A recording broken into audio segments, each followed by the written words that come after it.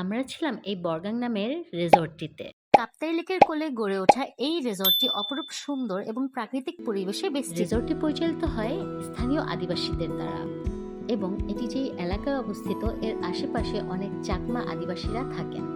বাঁশকরল, শুটকি, পাহাড়ি শাকসবজি দিয়ে দুপুরের খাবারটা সেরে নিলাম। তারপর বের হয়ে গেলাম একটু চারপাশে ঘোরার জন্য। কাপ্তাই লেকের সৌন্দর্য উপভোগ করতে করতে আমরা দেখা পেলাম একটি বৌদ্ধ মন্দিরের। এটির নাম বনভান্তে স্মৃতি মন্দির। এরপর আমরা চলে গেলাম কাইকিং করতে কাপ্তাই হ্রদে। আপনারা হয়তো জেনে থাকবেন কাপ্তাই হ্রদ একমাত্র কৃত্রিম হ্রদ। কাপ্তাই হ্রদে অনেকগুলো ঝর্ণা রয়েছে, তার মধ্যে একটি খুবই ফেমাস ঝর্ণা হলো শুভলং ঝর্ণা। এই ঝর্ণাতে প্রায় সব সময় পানি থাকে। ঝর্ণা থেকে ফেরার সময় চাংপাং নামের রেস্টুরেন্ট থেকে ব্যাম্বু চিকেন ও শুটকি দিয়ে লাঞ্চ সেরে পলল পার্ক ঘুরে তারপর আমরা আমাদের ট্যুর শেষ করি।